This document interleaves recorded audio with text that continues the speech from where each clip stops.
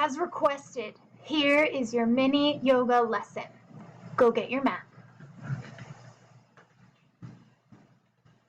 Stand tall at the top of your mat.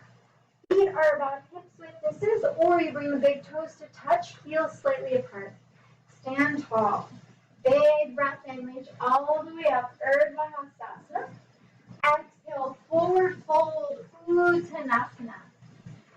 Knees can always be bent. Inhale, halfway lift finally. As you exhale, you either step or you float back. Floating means elbows are bent when you land. Chaturanga Dandasana. Inhale, upward facing dog.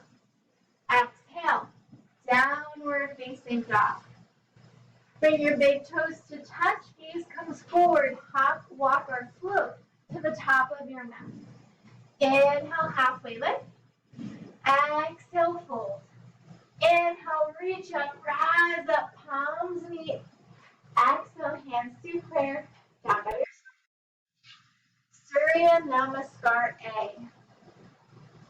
Let me know if you give it a try.